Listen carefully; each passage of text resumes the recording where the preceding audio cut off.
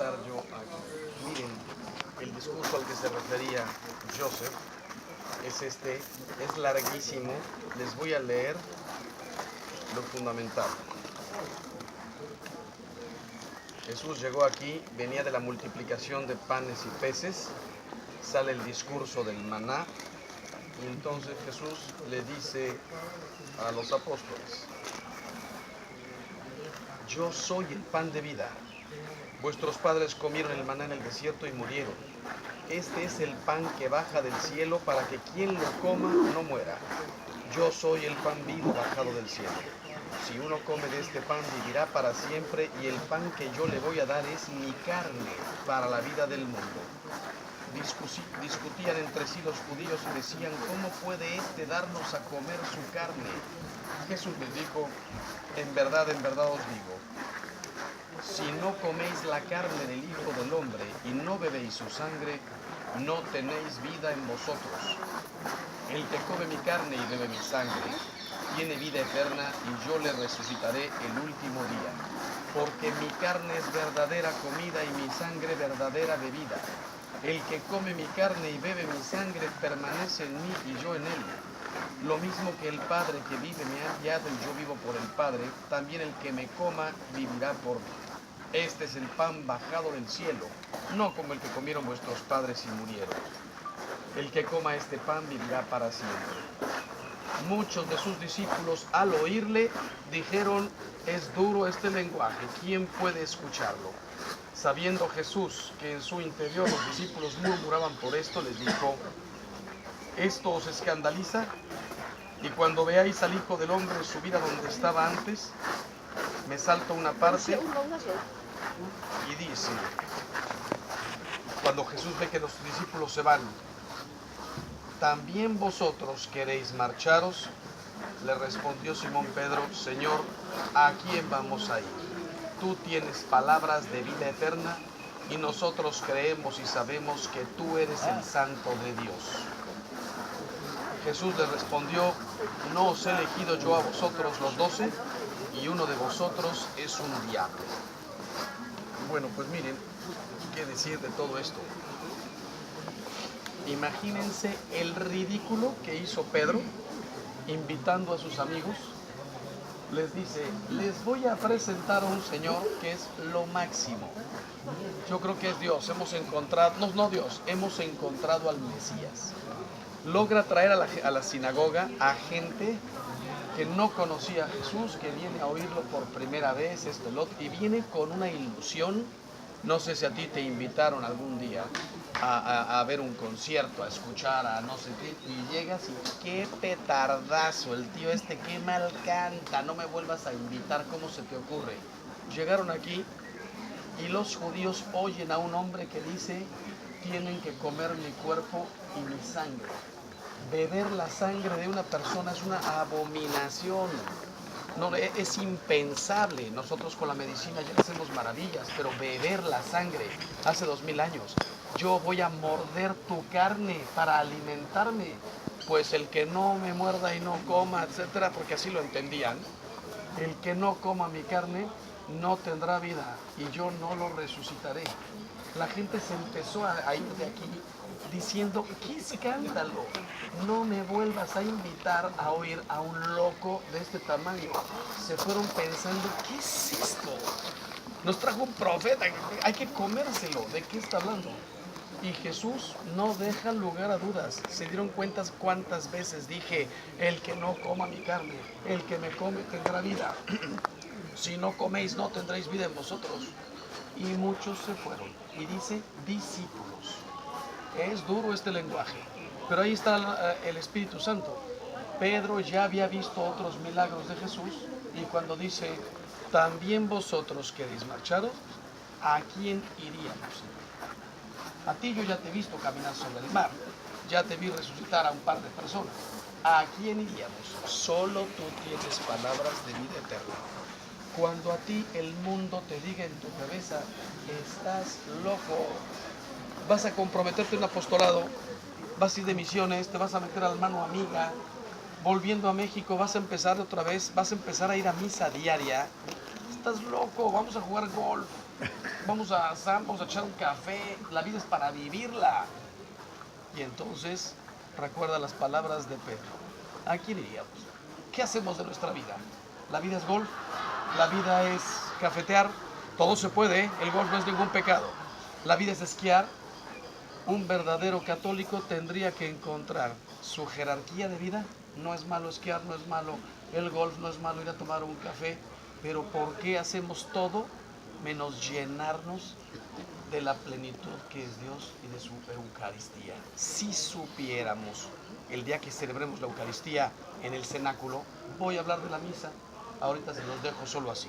Segundo tema, ahí está la casa de la suegra de Pedro, y entonces la típica pregunta, me la hicieron hace un rato. ¿Por qué Pedro tenía suegra? Pues no, que los curas no se casan, etcétera, etcétera. Ahí te va.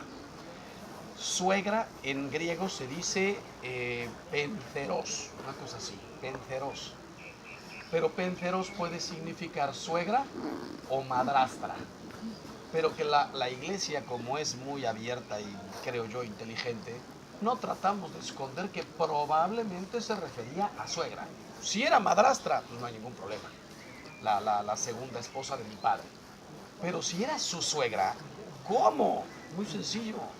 Cuando Jesús conoció a Pedro, su mujer ya había muerto. Padre, ¿y usted cómo sabe? Dice el Evangelio, dejando a su padre lo siguieron, dejando las redes y la barca lo siguieron.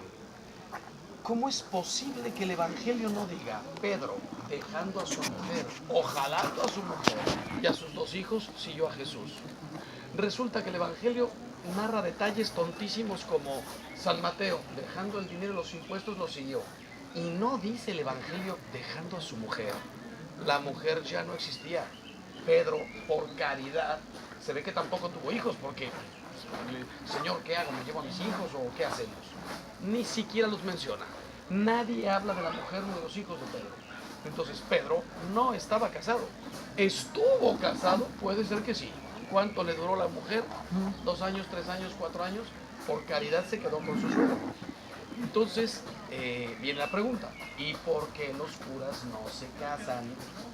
Si San Pablo dice, yo recomiendo que el obispo sea hombre de una sola mujer, de una sola. ¿Cómo? Muy sencillo, todo tiene explicación. Primero, ¿por qué los curas no se casan? Porque Cristo no se casó. El verdadero motivo es este. El primero, imitación de Cristo. El matrimonio no puede ser un pecado. Antes en la Edad Media dice, ¿qué? ¿Ya te casaste? Tú no puedes ser cura. Ah, entonces el matrimonio es pecado. Entonces, ¿quién lo creó el matrimonio? El matrimonio es fruto del pecado. El matrimonio es amor. El matrimonio es un invento de Dios. No puede ser un pecado ni una maldad. ¿Por qué no se casan los curas? Porque el Hijo de Dios no quiso casarse para demostrar que se puede seguir a Cristo, que Cristo vale tanto la pena, que vale la pena dejar todo lo demás. Y ahí vienen ya los argumentos del Evangelio. Dice Jesús, hay gente que nació, no sé cómo llamarlo, eunuco, es decir, imposibilitado, porque nació así. Hay gente que los hombres lo hicieron así. Ustedes saben que en la Edad Media le cortaban sus partes a ciertos hombres para que mantuvieran una voz preciosa, etcétera, ¿no?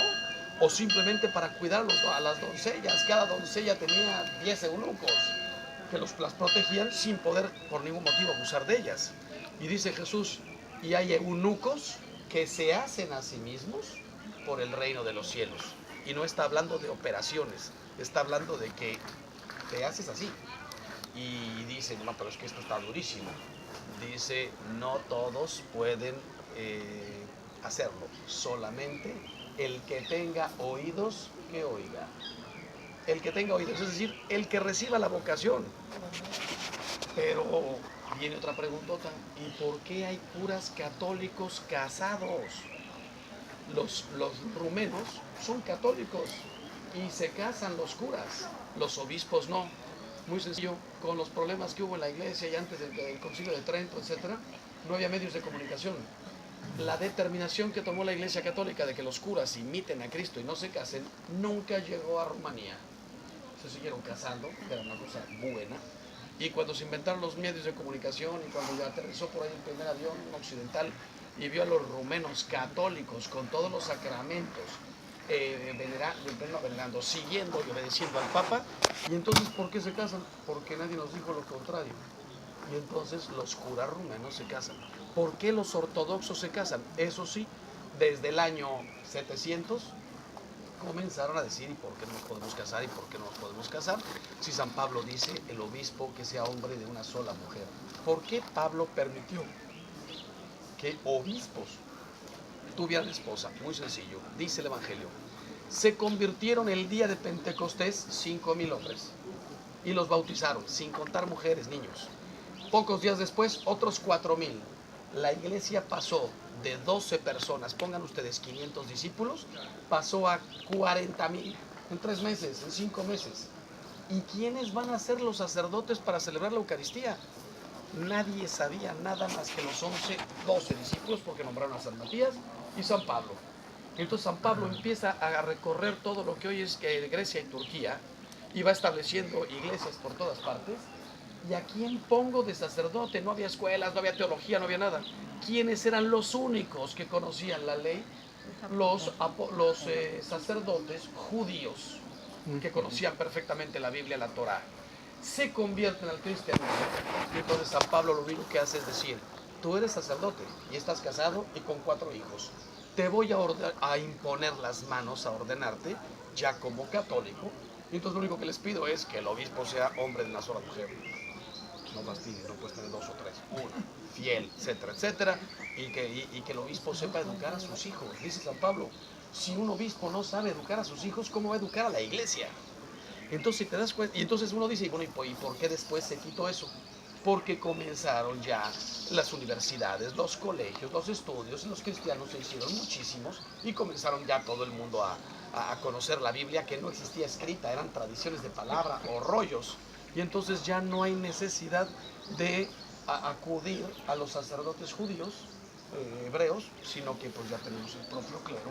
Y entonces la iglesia dice, Cristo no se casó para dedicarse completamente al Padre y a nosotros. Los curas no se casan para dedicarse a Dios y a la gente. Imagínense si yo estuviera casado. De mi mujer diría, se sacó la lotería. Pero habría otros problemas. ¿Cuáles? ¿Podría yo hacer 2 viajes al año a traer gente aquí a convertirla? ¿Podría yo dar una conferencia diaria en 20 países del mundo? ¿Podría levantarme a las 3 de la mañana que me llames porque se está muriendo tu esposa, tu esposo y hay que ir a confesarla, a poner los óleos? Si yo estuviera casado, mis 3 hijitos me estarían reclamando, vamos a Disneylandia, vamos al súper, vamos al cine, vamos aquí, vamos allá. Mi esposa me estaría diciendo, quiero una bolsa Gucci. Luis Botón, yo tendría que decir, pues mira, no tengo para Gucci, pero cómprate una Gucci. Mi mujer tiene todo el derecho a un Mercedes 500. ¿Y sabes lo que pensaría la gente? Voy a misa a dar limosna para que la vieja del cura salga en un Mercedes 500. No vuelvo a echar 5 pesos en la iglesia. No vuelvo. Exacto, pero además otra. Nos tenemos que ir. Las herencias. Si yo tuviera 4 hijos, estaría preocupadísimo por dejarles algo. ¿Y de dónde se lo dejo? De ustedes. A ver a quién le bajo lana para dejar a mi mujer, a mis hijos protegidos. El hecho de que no tengo nada, mi único afán, si alguien me quiere hacer un donativo, construir iglesias, hospitales, mantener niños en mano amiga, mantener las misiones, todo lo que es la iglesia, porque para mí no quiero nada. Con esto, ¿alguna duda sobre por qué nos casamos aún estando guapísimos? ¿O todo claro? Todo claro, padre. Vámonos con Joseph a ver la...